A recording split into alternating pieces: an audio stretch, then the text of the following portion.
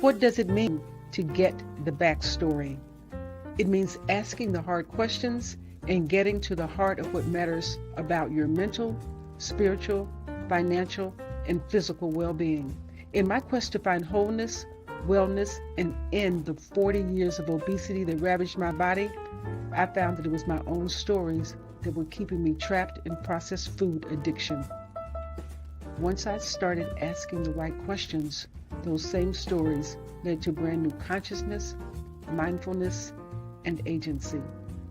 Each month on Get the Backstory Live, we take on the tough questions so you can find the healing, hope, and transformation hidden in your story.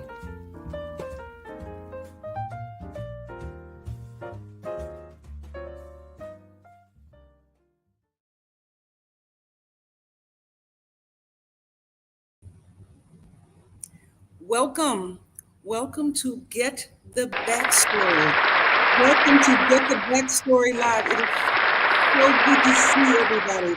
We are broadcasting tonight. I'm broadcasting tonight from Columbia, Maryland, in this beautiful space, the third, a woman of color entrepreneur incubator here in Maryland. And we're here every third Tuesday of the month addressing issues, health issues that impact us, and asking the hard questions so we can get to the root of some real answers that actually serve our health.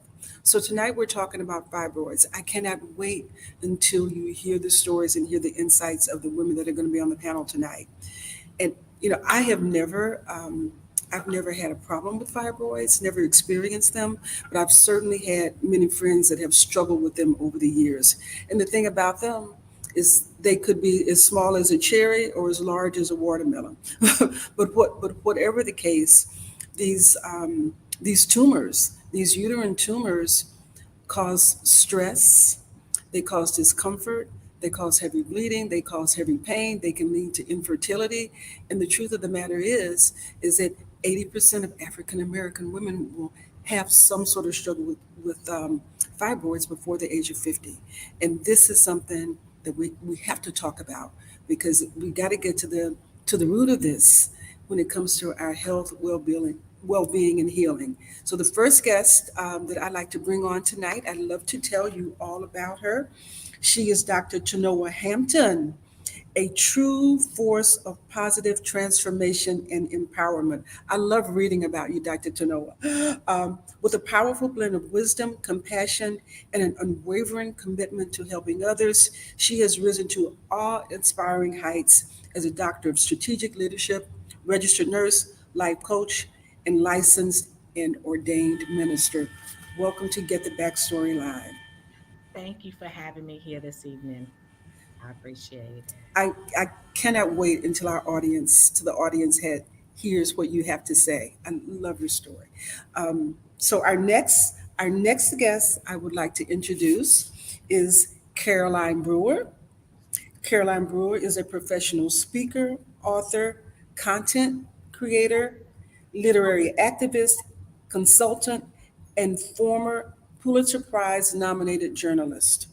Caroline is today focused heavily on inspiring children socially, emotionally, and intellectually through her children's books and work as a literacy consultant. She is the author most recently of Say Their Names, a picture book story told by 7-year-old Aaliyah, who leads a march for love inspired change and helps people understand the history, healing power, and meaning of saying the names of those lost to police and racial violence.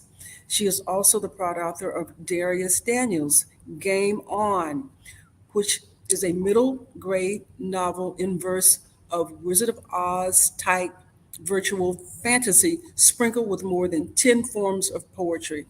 I want to welcome Caroline to the show tonight. And I'm looking forward to you sharing your story with our audience as well. Good to see you, Caroline. Good to see you too, Michelle. Thank you so much for having me. And I also want to bring on stage, bring to the camera, bring to the box, Thema Aziz Surwa. Thema, where are you? Where are you, Thema? Got to see you in the room. Woo! I'm here. Uh, Thema Z. Surwa is the leading expert in the vaginal steaming industry. She has created a unique method of vaginal steaming that provides over 25 biopsychosocial health benefits that has been ranked number one in the industry by Mac Media TV. Thima's work has also been talked about in HuffPost for its impact on women entrepreneurs. Her work has been celebrated in local publications, local and international radio, and in thousands of households. She has also advanced her hashtag Healing Everything movement by training and certifying womb sauna practitioners in 9 different countries. We at 15 now. We at It's 15 now. Okay. Those numbers keep rising. Those numbers keep rising. yes. Empowerment mogul, known for her public speaking, high energy and transparency, and a best-selling author who is dedicated to demonstrating to the world the value and impact of the womb sauna experience. Welcome, ladies. Welcome, ladies. Yeah. And I think I want to start off the conversation tonight and just say this. And this is the question I'd like for all of you to address. When you hear the words fibroids, when I say the word fibroids, what comes to you? What comes up for you? And Dr. Tonoa, if you would start the conversation, we can kind of roll with it from there. No problem. So I cringe when I hear it because I think about my own journey, but then I think about the number of women that I have either cared for as a nurse or friends that I've had that are going through their own journey. And I kind of cringe because we don't always have the information and we think it's one decision or another. And everyone's experience is a little bit different. And if a hysterectomy was the answer, I should have been cured. But for me, even after hysterectomy, I still had issues with the fibroid. So I cringe. Oh, my goodness, my goodness. Caroline, when you hear the word, Yes, it also brings up a sense of dread for me because of the 12 years of experience that I had with fibroids. It's the memory is painful on the one hand, but also I learned so much in during the journey, and I ultimately achieved victory over the persecution, the torture, and the misery that was brought on by the fibroid experience. I'm so happy to hear you say that you achieved some victory, and I've got to tell you, as I was reading about it, as I was reading about the condition, on paper, it seemed, I don't know if benign is the word that I want to use, but the words didn't seem to describe The what reality. the reality of what the experience is. So I read, oh, they are non-cancerous tumors inside the uterus, inside the womb. Sometimes they're painful, sometimes they're not painful. You may have trouble urinating, you may have heavy cycles. Then that's kind of what it says, right? And the experience that I've heard from so many is so different than that.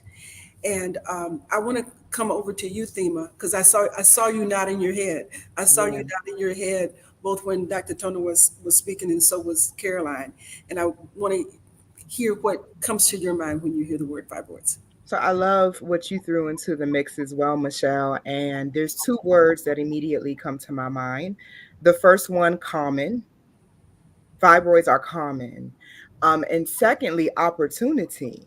So what you're describing is true. When you Google fibroids, what fibroids are is very different from what people experience. So really the issue isn't the fibroids, it's how they are cared for and treated. And that's where the gap is, because women are not experiencing the highest level of care. Ah, And so the opportunity is for us to gain more education and resources so that we no longer have to be intimidated and have so much grief around the experience with fibroids. oh man. So your answer leads me right back to Caroline, right? Because the reason that she is on this show tonight, because I was kind of, we were out and about, and I was brainstorming with her and talking about this show and how I felt like it was important to do. And she says, "Oh, Michelle, I have a fibroid story for you." And think about, as you would talk, what what really resonated with me about what you said is that we have an opportunity to investigate how we care for them. And even Dr. Tonaway, you said hysterectomy is not the only answer. If it had been, your situation would be different.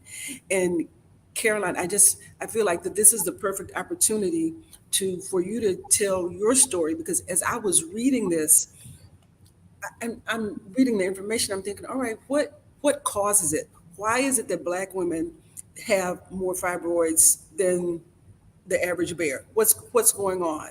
And they listed a number of different things, but the thing that really resonated with me and popped out was stress. Mhm. And I'm thinking, okay, all right, there must be something to this. And then I was reading something else, and it spoke to diet. It spoke to that, and I'm like, oh, okay, this is something we need to investigate. So Caroline, please, I want to share your story. I want you to share your story and your experience and how you got to the healing and what your thought process was through your story. Okay, thank you. So, as I mentioned, it was a 12-year journey, at least 12 years. I think it went on even longer than that, but I remember getting to the 12th year. So, when I was first diagnosed as having fibroid tumors, um, Thema's comment about care is so important, because I didn't know anyone at that point who'd had fibroid tumors. And I was simply told by my doctor, if you don't bother them, they won't bother you. And so, what the heck does that mean? Um, I really didn't understand, but I didn't get any more guidance than that. And over the years, the bleeding got heavier and heavier and heavier, and it got to the point, and I immediately began to go to Google and see, well, what are these things? And it was exactly as you described. It sounded benign. It sounded as if, okay, I'll be okay. Maybe there'll be some heavy bleeding, but I'll be okay. Um, there were, I don't think I ever saw anything about stress, but I did see uh, information about hormones. Maybe it was something in our food, like the chicken or beef, and I'd always uh, had a diet that was very light on red meat. So I started to avoid eating chicken, especially chicken that had the hormones in it. And none of that seemed to help. Over the years, it just, I had what's called breakthrough bleeding. So that means you bleed so heavily it goes through your clothing. And so, of course, that's horrifying. It's not a situation any woman wants to be in, ever. Um, it just so happened that during most of this time, I was working from home. I had just started my own business as a literacy consultant.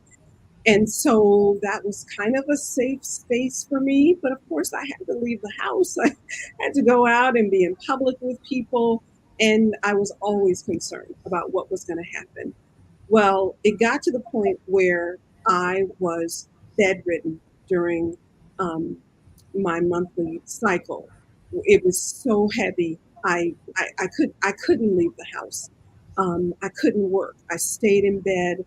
I did a lot of praying, a lot of reading.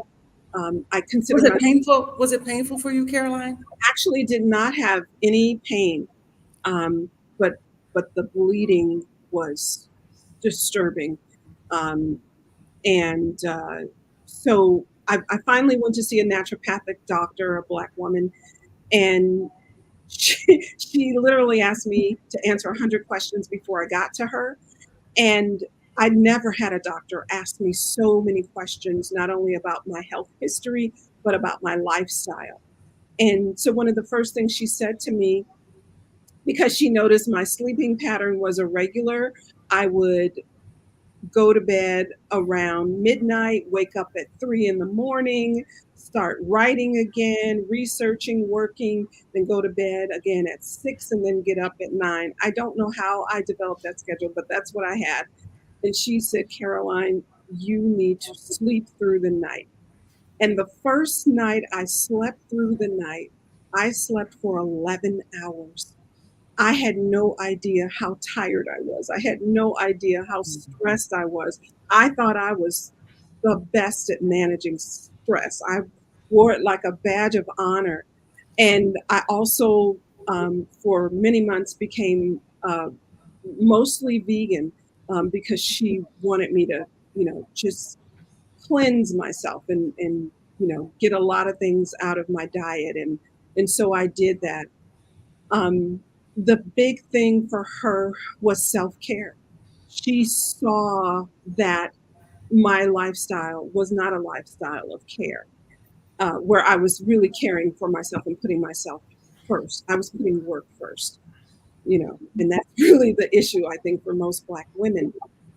Then after her came along a dear friend who was deeply spiritual, and she encouraged me with affirmations, and her affirmations centered around love, and she kept saying that I was loved, and I thought it was strange. I was saying to myself, of course I'm loved. I know I'm loved. I love myself.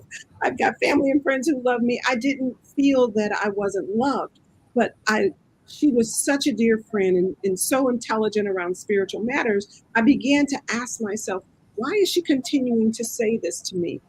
And and then I realized that I wasn't feeling loved. That this whole ordeal was making me feel as if I had been abandoned in some way, as if I was on my own to handle this. I felt like a failure. I felt miserable. I was living with my daughter at the time, and she was watching me go through this, and I didn't think I was a good example for her. And it was not until I began to go deep on what it means to love myself, to not only give myself permission to sleep through the night and not get up in the middle of the night and do work, but to take breaks, to go on walks, to do whatever I felt like I wanted to do and not be a slave to a job or even a career that I had created for myself. That's when the healing happened.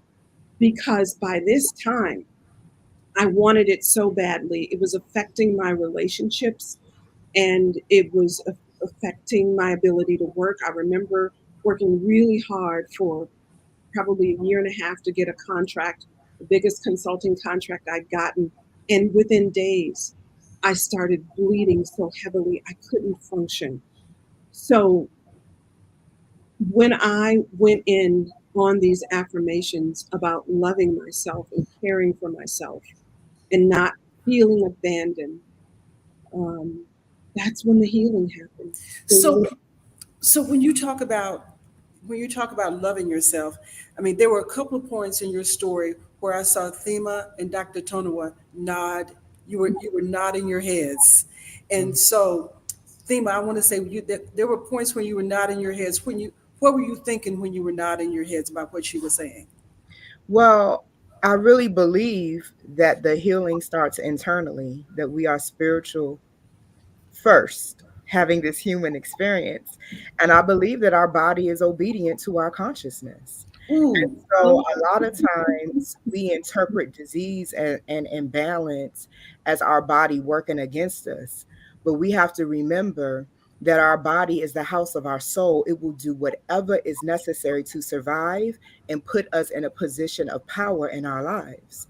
And so even though these experiences are uncomfortable, like I love, Caroline, what you shared, you were so transparent about what you were experiencing physiologically, but then you got us to what you were actually experiencing emotionally. And by the time we get the physical manifestations, it's because the body has been ringing the alarm about what's going on emotionally and spiritually. And it says, I wonder if she starts bleeding through her pants, if she'll wake up and pay attention to the message. I wonder if the blood pressure goes up. Don't get me preaching, Michelle. You know how it goes. You just will ready. But like I can so relate. And so one of the things that I'm doing with myself and with other women is teaching them to live in the power position, to not require so much adversity and disease and crisis before you wake up and take full ownership over your life. Yes, yes. I when you said your body is obedient to your consciousness, I'm so glad you said it, because I read it from when the workshop we did a couple of weeks ago. I took notes, and I have been reading that for like the past couple of mornings, and every time I read it, your body is obedient to your consciousness. It resonates with me. It resonates with me on so many levels. And I have an experience. It's not a fibroid experience, but it speaks to your body giving you signals, and we don't know how to recognize what those signals mean.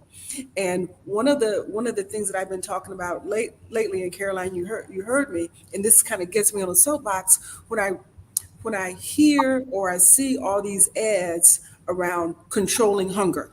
Take this, it'll control your hunger. And you know that because of my journey and my food addiction and obesity, that I'm sensitive to that. But here's the thing, and here's how it's twisted, is that hunger is data. We need to be hungry. Hunger gives us information. Hunger tells us that it's time for nutrition and nourishment. But this is the environment has it all twisted. Control, we don't need to control hunger. What we need to know how to do is recognize real hunger for what it is, and then respond in a way that serves our bodies. That's what we really know how to. That's what we really know how to do. But it's unpacking that and getting through what's real in this toxic environment that we live in. Right.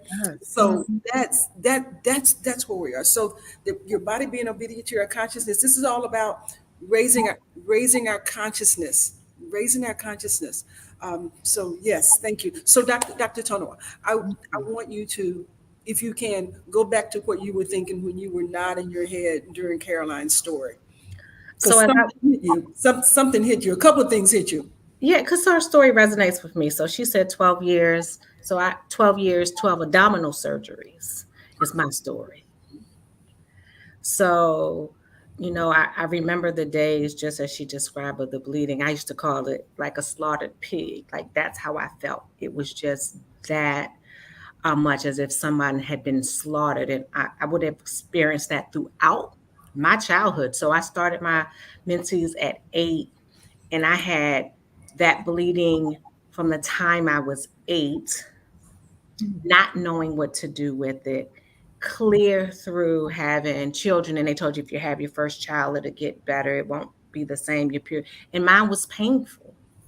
So as I listened to Caroline's story, her journey, I got to healing as well, but it was 12 years, 12 abdominal surgeries. And so, yes, I had the fibroid removed. I had the hysterectomy, and you would say that that's the end of your story. But it wouldn't be the end of my story. And though they say it's benign, I would eventually have one of the tests positive for the breast cancer marker. Wow. Right. And so my journey, that I took was the space. I'm a nurse. I know what to do. I used to be over 300 pounds, lost 150 pounds. I was good at controlling my space. I understood the importance of wellness and all of those things. But here I was continuing to have these abdominal surgeries. And I remember the one doctor, he was so excited because he went in to do a regular just GYN checkup. And he says, something's there. Is it painful when you have sex? And I was like, oh, yeah, it is. It's kind of painful. And he says, something's there. No problem. He says, I want you to go have a CAT scan. So go have that CAT scan. And it comes back that I have a fibrotic uterus. No, sir. I don't have a fibrotic uterus. And how I know I don't have one, not only did I have a hysterectomy, 3 months later after the hysterectomy, my bowels fell through that vaginal cuff from where I had the hysterectomy. Oh. So I know I didn't have anything there, sir. Can't. Wow. Wow. Wow. So here I am, this young mother. I'm a nurse. I'm like, Caroline, I'm doing it. I'm excelling in my ranks, in my profession. I sleep habit. I wake up at 4:30. I go to bed at whatever time. People say, how do you do all the things you do? Oh, I'm raising 4 kids. Like trying to do all of those things. But I wasn't caring for me. I was giving all of my capacity, all of my energy to other people and other things. And so in 2015, I had my last surgery because the fibroids were growing on my liver. Oh my word. Yeah. So remember, because I don't have a uterus, so they were showing up everywhere. They showed up on my bowel. They showed up on my stomach, a couple of times on my liver, retroperitoneal wall, and they have to go get them. And when they think they're going in to get one, they're clusters and they are not showing up. And what was supposed to be slow growing, they're absolutely fast growing, because what we started to be able to track mine every year and a half. Something would show up. But in 2015, I had my last surgery. I got the whole team out. We got the liver specialist, we got the GI doctor, we got the GYN oncologist, we got everybody. And I had my last surgery, and I got this one doctor, and he says, let me look at your history. So he went and pulled all of the records. And he recommended I go see the medical oncologist. But while I laid on the bed to recover, I had that moment with God where he began to have a conversation with me. And the scripture I remember coming to mind was, is there a balm in Gilead? Like, where are the physicians? Like, the people were hungry to find it. But as I searched and studied that scripture, it really wasn't what we thought. The people had been in sin. They had this space. They had this wound that was incurable, is what it goes on to say. But he promised health and healing. And so I just began to study the balm and do all of that work. But laying there, he says, now you're going to have to deal with the things, because the issues keep coming back in the place of your womb, the place of your woman, the place where you were supposed to give life. And he allowed me to go on a journey to remind myself of a time that I put so far in the back of my mind was when I was molested at 3. And then at 5, and then at 8. And he showed, in my moments, God allowed me to see that I was holding so much trauma. So there's a book out that's also called The Body Keeps the Score. And my body was keeping the score of all of the trauma and all of the things that I had gone through. And I wouldn't talk about it, hadn't talked about it. And so it was killing me. And in that moment, I laid there recovering, having to make the decision of what I would do, because I have these children to raise. Because I'm allergic to everything. So each time I had to have a surgery, I would have some adverse effect. But yet I was still the mother. I was still the nurse that was trying to get back to work. And I had that one doctor say to me, he said, I need you to lay here and get well, because they will take your name off that voicemail and sign off your door, and they will replace you, and no one will ever remember all that you've done. Oh. And in that moment, he invited me to care for myself. He invited me to have that conversation. And I initially started the chemotherapy. I did, but it started making me go blind. My legs were hurting. And so I called that same doctor up, who was kind enough to go through my medical record to tell me what this is that I'm experiencing. And I said to him, I can't take this medicine anymore. And he said, no problem. He said, you're going to do this. You're going to go pray that they never return. And I'm going to do my job, and I'll run the tests. We know how frequently they come. And I did just that. I began to kind of take care of myself, talk to God about some things, release some things related to all the hurt and the pain, which I have a nonprofit now called The Bomb. And it's really about helping women achieve optimal health and well-being in the 7 areas of social determinants of health, and really taking a look at that. And I get the wonderful opportunity to kind of blend what I do best. I'm a nurse by trade, but I'm a minister, and I believe that all of those things are connected. And anytime one of them are off, you will not be able to show up your best self. So I invite women to be introspective, having a real honest conversation with themselves. We're honest with a lot of people. We tell everybody the truth, but we often lie to ourselves Yes. where we are, what we feel, what's impacting us. And then we extend ourselves beyond what we are capable of doing. And really, that's all sin is when you begin to depend on yourself and choose things that are in the extreme. Then you begin to try to take the power into your own hand. And you didn't create you. You got to depend on the Father. You got to depend on those affirmations. Where do I encourage people to get them from? I'm personally a Christian, so I encourage them to get it from the Word of God. I encourage them to say it to themselves so that they can understand and know that there's hope. And Yes. it does not have to be your life. Yes. Thank you so much for all of that. And you know what you said about that book, about the body keeps score and the trauma, and all of this resonated with me because I'm a survivor of childhood sexual abuse as well, right? And I when you talk about losing was it 150 pounds? Mm-hmm. So I get it. I mean, I struggled with that for 40 years, yo-yo dieting over 700 pounds, back and forth, back and forth. And so it rests with us, right? And we don't know how to care for ourselves.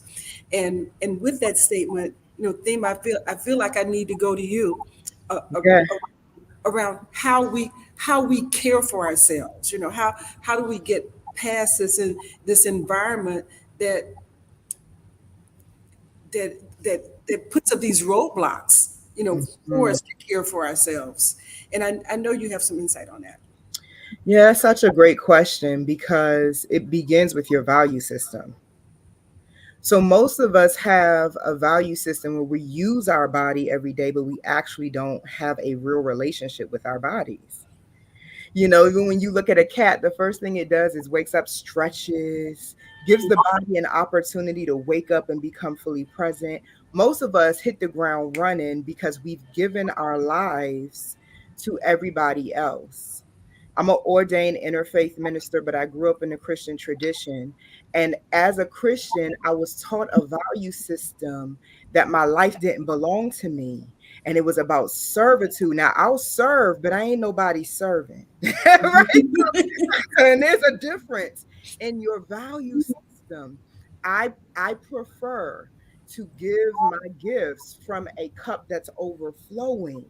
But it took time for me to get clear about that.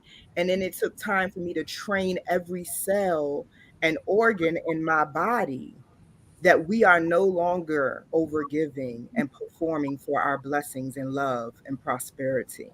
So I love that my sisters told their fibroid story first because mine is very different.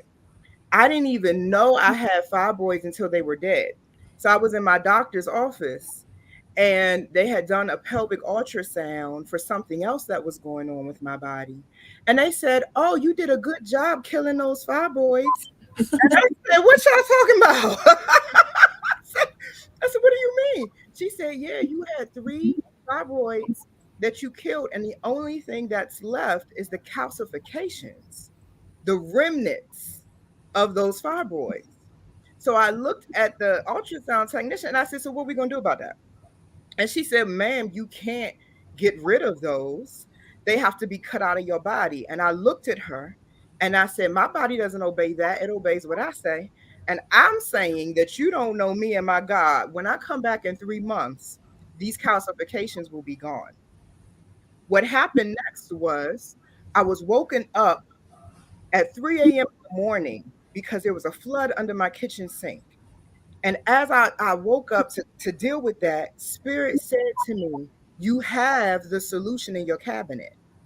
And I said, the solution of what, God? It's 3 o'clock in the morning. We couldn't have this conversation at 8. I don't know why spirit does it at 3 o'clock in the morning.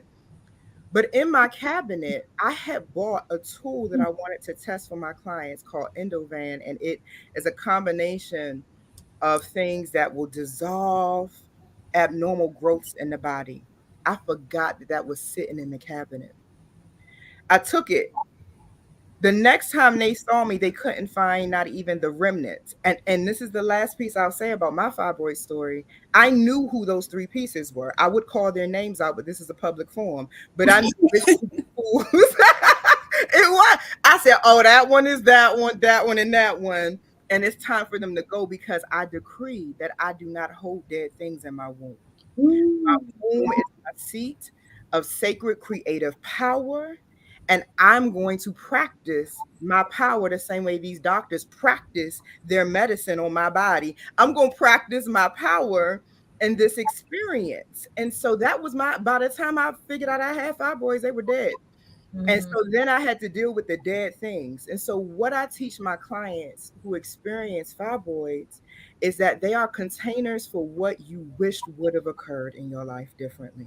And the quickest way to begin the healing process is to drop into full acceptance of what your life has become and to release all of that resistance out of your body so that your body no longer feels like its assignment is to digest the pain over and over.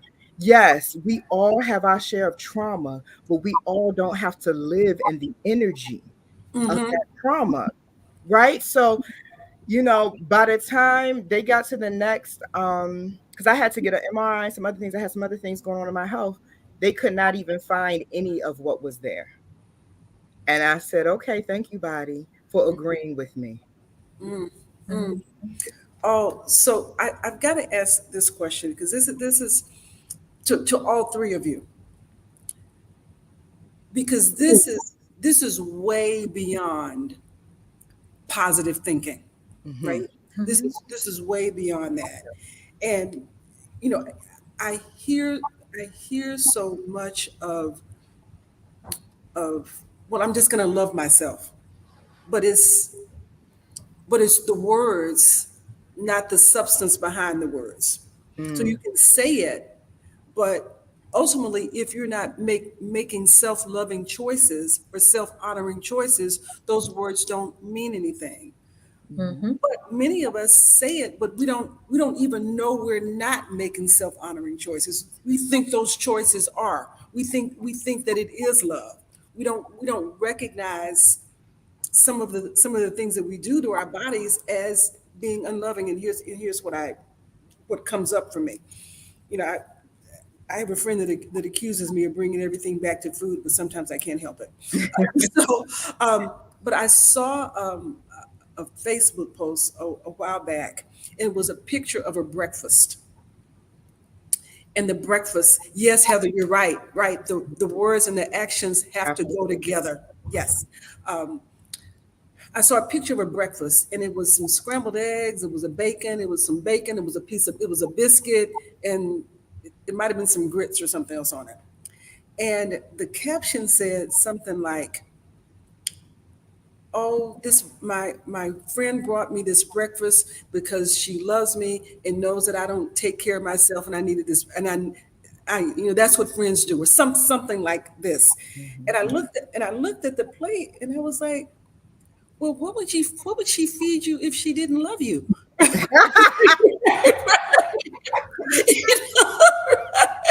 What does she feed her enemies?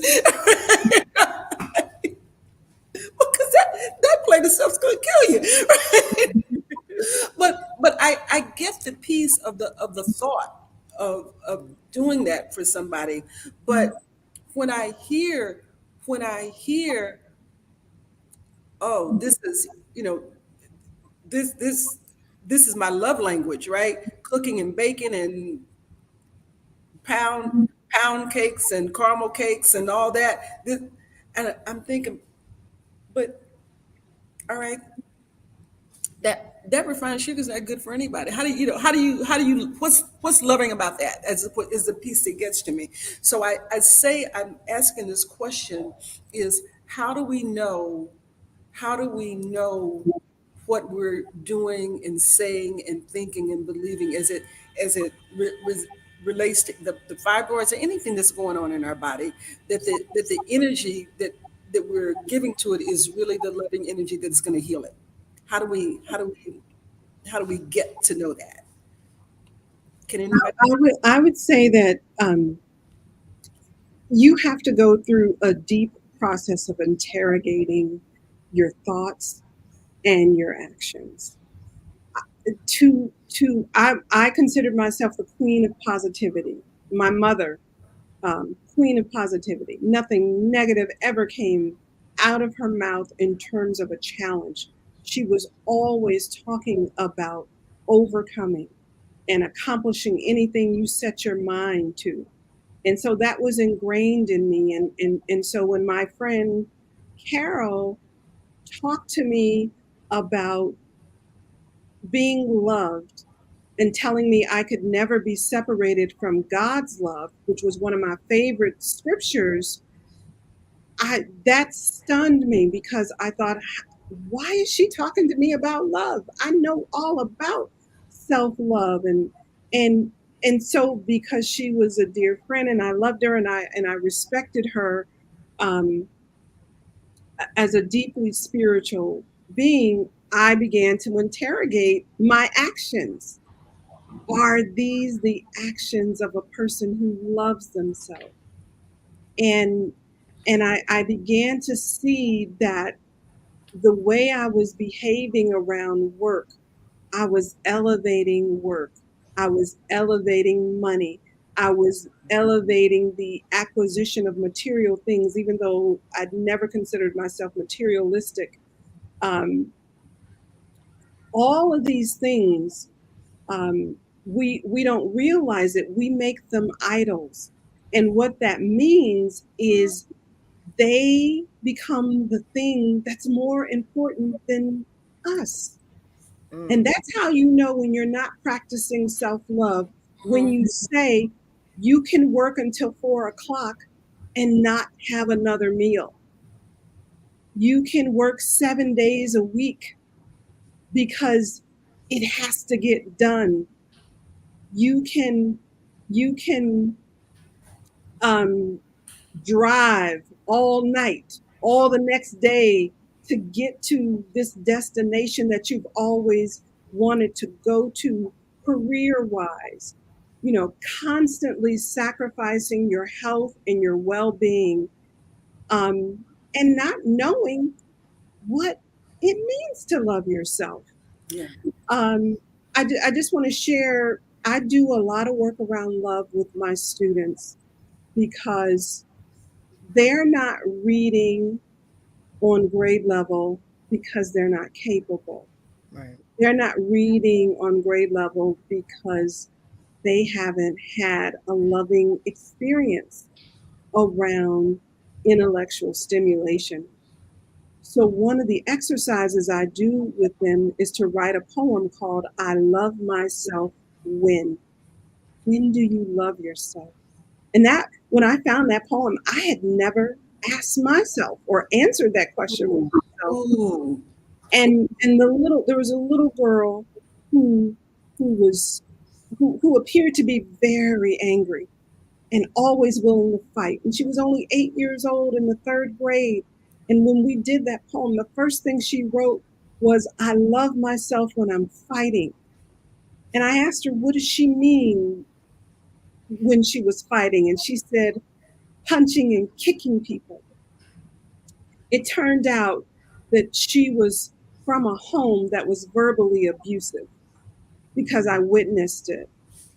And so it took her almost 2 hours to let go of loving herself when she's fighting and punching people, to say that she loved herself when she was on her skates and when she was dancing. And she's a terrific dancer.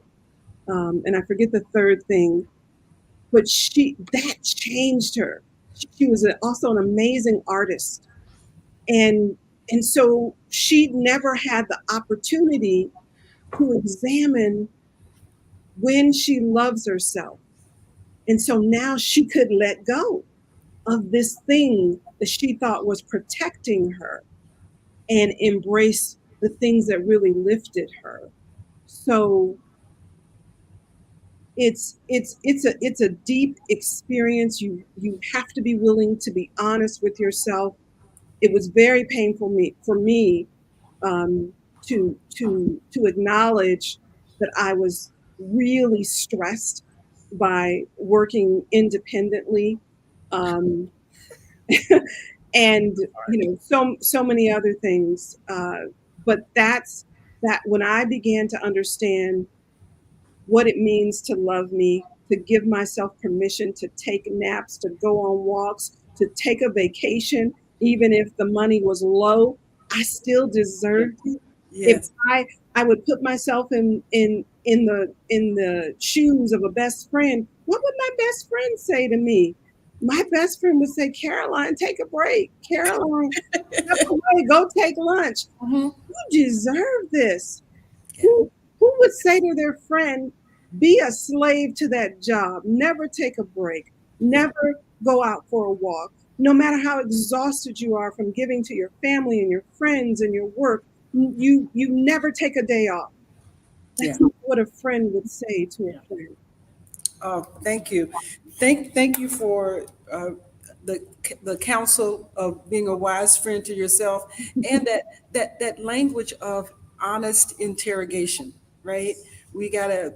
I think about sometimes when I was on my own journey, and for years I didn't have a full length mirror in my house. I didn't have a full length mirror. I always wanted to take pictures standing behind somebody or from the neck up. And it wasn't until I got to that, what you said, Caroline, honest interrogation, because you can't fix what you can't face. Yeah, you You got, must identify it. you got to identify it. But Dr. Tanoa, I want to say that all during Carolyn's her comments, I saw you nodding. I started you nodding your head, and I feel like you have something to add around how do we know that we're really loving ourselves? How do we know that we're really caring for ourselves?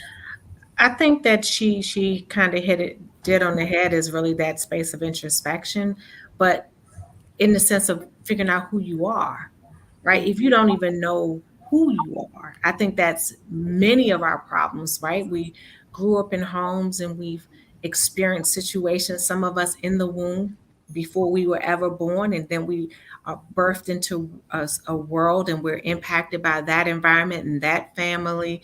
And the world around us is feeding us so many things to tell us that this is what love is. And so we're taking in all of this, information, data collection, and we're beginning to use that to form who we are and what we think love is. And I think that once we have to take that moment to ask ourselves the tough questions Mm-hmm.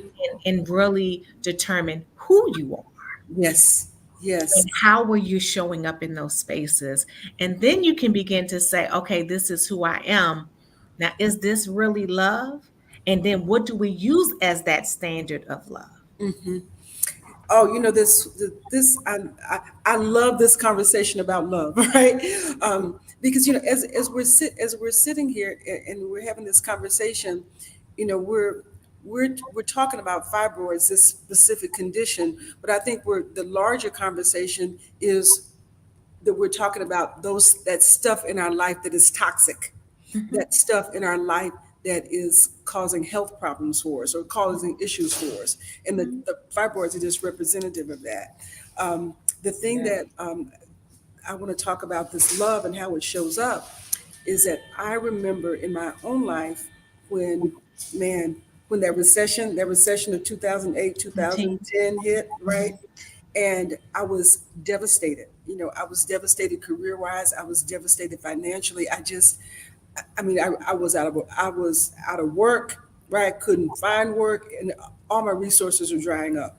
And I felt like I have worked all my life to acquire these things that Caroline was talking about, these trappings of success, and now it's all disappearing. And there was a point where I I didn't want to kill myself, but I certainly wanted to go to sleep and not wake up for a long time. That's where I was. And a cousin of mine came to visit me, and I'm from the country. If you can't tell by my accent, from a little small town in the South. And and when country people come to visit, they stay for a long time. Like they stay for a couple of weeks. And so my cousin came to visit me. She's a play cousin, about 10 years older. And as I sit here and I tell you this story today, I feel like she was an angel that was sent from God, because every day for the 2 days that she spent, 2 weeks that she spent with me, 14 days, she must have said to me 4 times an hour, I love you. I love you. I got I love you. I love you. I love you 4 times an hour for 14 days straight, maybe more than that while she was there. And I never told her what was going on with me, right? She must have felt it. She must have sensed it. God must have put it in her. But she, I'm telling you, she saved my life just by saying the words, because the whole time when she got there, I was feeling quite unloved, right? I was feeling quite worthless. I was feeling like, man, really, quite frankly, what is the point if it has to be like this? And so the power of the words, and the power of the actions, and it wasn't like she did anything specific, but what she had was not just the words, but she had the energy. Mhm. She had energy behind the words that really transformed the place that I was in. And that's kind of what I hear with all of what you all are saying, is that we have the words, the actions have to follow, right? But the energy has to be there behind that to make the shift happen, to Yes. make the movement happen. Um, so, Thema, you're back. I'm back, and I just wanted to jump in this conversation because it's so yummy and it's so potent. It's feeding me. I know we're talking for the audience, but I'm feeding off of what all of you are saying. So I just want to express that gratitude. But I think, especially for Black women, we should consider not making healing and accomplishment the goal anymore. So my mantra in my life has been alignment over achievement, because the reality is we're going to leave earth from something, whether it's a stroke or whatever, right? So sometimes our expectations of life's journey are unrealistic. Mhm. I have a whole class on my online university about the myths about fibroids, because you literally have women thinking, I'm having this experience because I did something wrong. But there's a whole genetic factor. We got mummies with fibroids. It's beyond what you eat, right? You know what I mean? Like, there wasn't GMOs back in ancient Egypt, right? Like, we got to really put this in perspective, because we're whipping on ourselves and we're masking it as, oh, I'm healing, oh, I'm doing the work. But sometimes the medicine is not doing the work and just accepting and allowing Yeah. and taking the process. So what I measure my progress by is no longer like, oh, did I necessarily get rid of everything and that's making me uncomfortable? It's, can I end each day with gratitude and joy? Mm-hmm. Because adversity we can bank on. Mm-hmm. Everybody is going to have their share of trauma. We need to stop elevating trauma, Trauma. right? And we need to normalize it. Everybody has trauma. So now what? Now what's the conversation? Now what are we striving for? It's beyond, I'm just trying to make sure I can avoid adversity. Mm-hmm. I prefer learning what to do when it shows up at my door. Yes. Because it's always going to show up. It's gonna always, so I just wanted to throw that in the mix, because I watch women like beat on themselves and try to force their bodies to change. And I'm like, yeah, we can create change.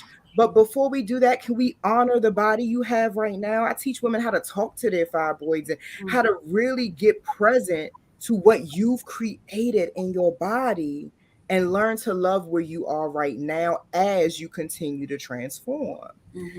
So I think there's a delicate balance, and I think we need more attention raised to some, I don't know where we get that from, and maybe some of the other sisters can add some insight, but I feel like we are hard on ourselves for no reason. So we tend to operate in extremes. Yes. And so when you did that earlier, yeah, when we put ourselves in this place of extremes, it's all or nothing. And in health, really, the journey is somewhere in between. There's some days that you're going to be really, really good in some areas. Okay. Accept it, acknowledge it. What can you do differently if you need to do anything differently? Right. Because if you sit long enough, you may realize that you just needed that moment to rest. So though you telling yourself, oh I gotta get going, I gotta do one more thing, I'm gonna stay late. Like that's my example tonight. Like I could stay and do one more thing, hustle, grind. Right. Let's flow. I got somewhere to be at 7:00. I'm gonna catch you later. I'm gonna take this computer with me. I'll double check on you here, my cell phone number, right? Giving myself permission not to have to do it all. Set the expectation that somebody else carried their weight. As Black women, I think we often carry the weight of so many people. Holding ourselves responsible for the change. But the thing that we got to recognize is that some things are their choices. Therefore, it has to be their invoice. They have to pay the piper for the things that they do. They got a God too. And you can't fix it. But we've been taught to fix it. We've been taught to be overachievers. I love all of my education. But what I understand now, I probably could have saved some of that. Come on. And got me some sleep. Because these last 2 years with some sleepless nights, and do it really equate to the dollar signs that my kids will spend on their trips around the world when I go. Oh my God. Yo, I feel like we're just getting started, and here we are at the end of our hour. Oh man. So this insight has just been it has been so beautiful and so wonderful. And I can tell by the comments, and I didn't get to all the comments in the chat, y'all, I'm sorry, that this was a home run, right? That who was listening in the audience got some insight, they got some inspiration, they got some healing, that they got some ideas. And the biggest takeaway for me, just listening to all three of you, is that just being present, like I'm enough. Like just my existence is enough. I don't have to bring something. I don't have to do something. I don't have to do something to feel like I'm valued. That my value is in my existence, not by how much more I can do and how much more I can produce. And that for us to get some peace around that, and just to honor our presence, right? To honor our existence is gets us in alignment, gets us in alignment, and keeps us in alignment. So I want to thank you all so much. Dr. Tonoa Hampton, I appreciate you. Caroline, I appreciate you so much. Thema Sirwa Aziz, I appreciate that. Is Aziz Sirwa. I got it out. Aziz Sirwa. I love you so much, my sisters. And what I want you to do, I think we have enough time. So each of you, if you want to just let whoever is listening know how they can contact you if they would like to connect with you. I want to give you an opportunity to do that before we shut down. Who? Dr. Tonoa, you want to go first? Yeah, so you can always follow me on social media. I am Dr. Tonoa Hampton on Facebook, or go to my website, tonoahampton.com. Again, The Bomb Inc. is my nonprofit committed to health and wellness for women. So check me out. Love it. I'm CarolineBrewerBooks.com, and my email address is Caroline@CarolineBrewerBooks.com. Beautiful. I, again, am Tema Aziz Sirwa. You can connect and join my email list at thewombsauna.com, and I'm on every social media platform. If you go to the website. You'll see how to connect with me there as well. All right, ladies. Thank you. Thank you so much. Love all y'all. Appreciate you. We'll see you next month on Get the Backstory Live.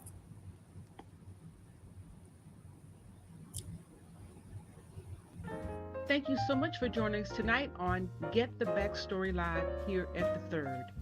We appreciate you. I appreciate you. Be sure and save the date now for next month. That's the third Tuesday in September 15th. We'll be bringing you the backstory on the secrets to beating the statistics and staying healthy and sexy at 60 and beyond. So stay close and stay connected.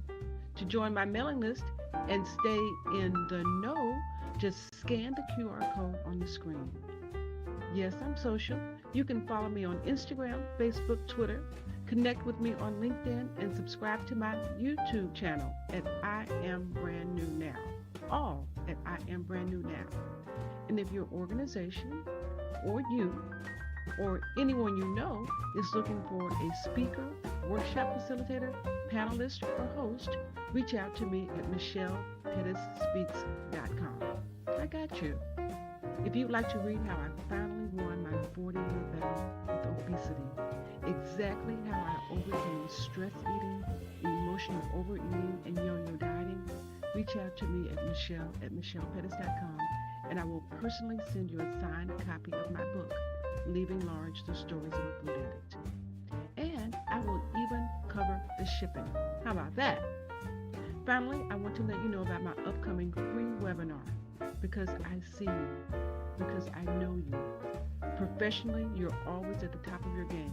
Always have been. But when it comes to managing your weight, that is and always has been another story entirely. I created this free webinar, Fit for More Than Success, just for you. In it, you will learn how to change that story. To attend, just scan the QR code on the screen. I would like to thank my awesome sisters of the Third for all that they do. And next month, if you happen to be in the DMV, it would be such an honor to have you join us as a member of the Get the Backstory Live audience. It's all love, y'all. See you next month, if not before.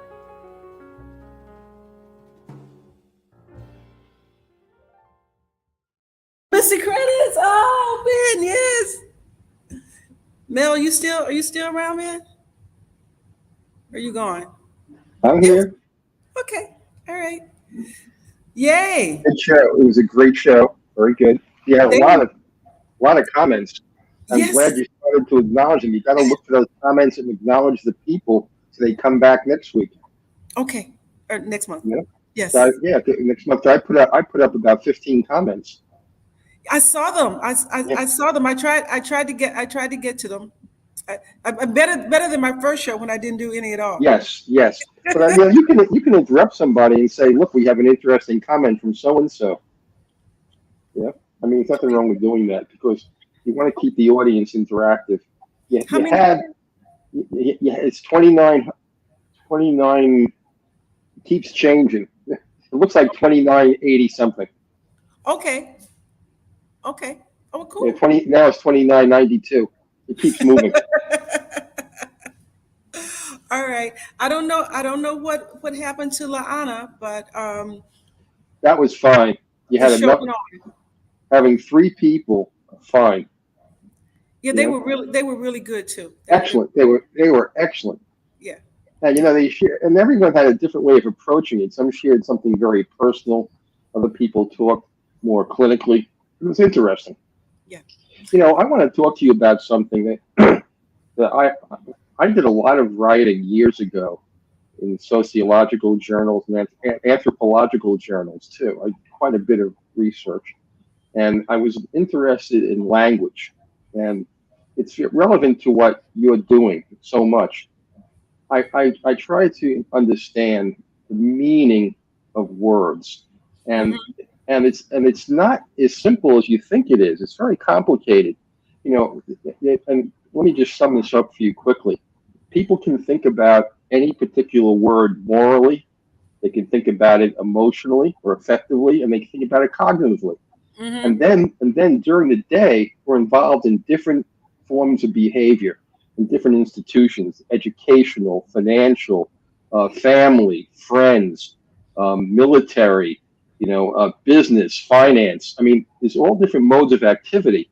And so any word or any experience is treated differently. Like, for example, if you're in a religious setting and you say, thou shalt not kill, that's a moral imperative. If you're in the military and you say that thou shalt not kill, that may not be valued so highly in a battlefield situation. Right. So yet, how do you understand the meaning of words when meanings are shifting all day long? So if you want to have this dialogue with yourself, it's very complicated because you have to understand at the particular moment, what the hell am I talking about? Exactly. Yeah. Context. Yeah. So I did a lot of research on this and on body language too, and I also looked at muscle movements. There's over 5,000 muscles in the face, and when you look at somebody, depending on which muscles are being affected by what you're thinking and feeling, you have a different expression. It's very subtle, and only somebody that studies facial muscles and facial analysis would understand it. So I guess what I'm saying to you is there's a lot of complexity in what you're trying to get people to think about. And they have to understand that the complexity can be managed, but they have to be very aware of how they're thinking about something and where they're thinking about it at a particular moment. Yes. And that goes to the idea of alignment. Yes. It's layered. There's so many layers to all of this. I mean, we can still, if you don't mind, we can still talk, but I need to get out of the space. I need to pack up a little bit. Go ahead. Okay, no problem. We can talk another time. I just wanted to share that with you. Okay. Thanks, Okay. Mel. All right. Bye-bye.